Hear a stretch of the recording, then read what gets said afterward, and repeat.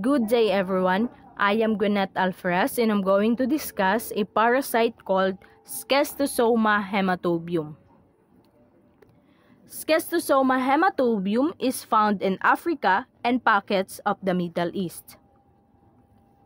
Schistosoma hematobium, or also known as the urinary schistosome, thrives in tropical climates, particularly near rivers close to coastal regions. These parasites are commonly found in areas where there is abundant freshwater snails to complete their life cycle.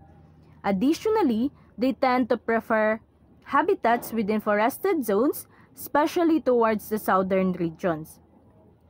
This preference of suitable snail hosts and conducive environmental conditions for their survival and reproduction.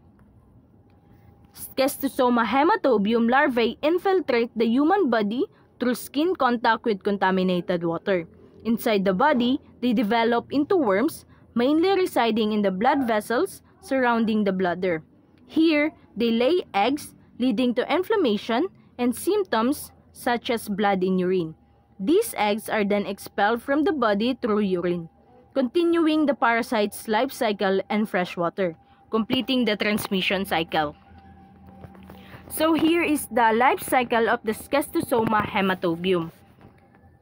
Schistosoma eggs are eliminated with feces or urine depending on species. So Schistosoma hematobium is eliminated through urine. Under appropriate conditions, the eggs hatch and release meracidia, which swim and penetrate specific snail intermediate host.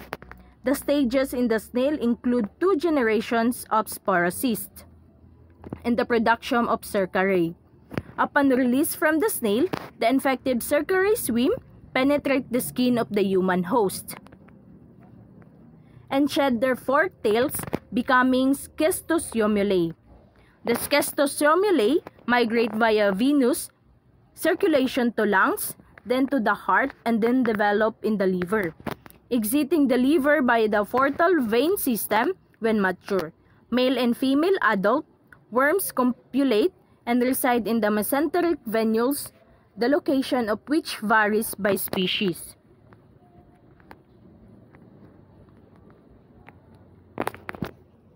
The body's defense against Schistosoma hematobium involves both innate barriers such as the skin and cellular components like macrophages, along with adaptive responses including Th1 and Th2 cells as well as antibodies. Diagnosis. Signs and symptoms includes hematuria or blood in urine, urinary frequency and urgency, abdominal pain, fatigue, and fever. To help diagnose it, we can do urinalysis, serological test, imaging, PCR or polymerase chain reaction testing. Treatment involves a medication called praziquantel, which kills the adult worms.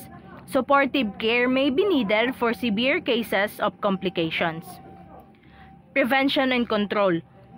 To prevent and control the Schistosoma hematobium, we can do avoiding contaminated water, promoting hygiene, controlling snail populations, educating communities, administering medications in endemic areas, and improving water and sanitation facilities.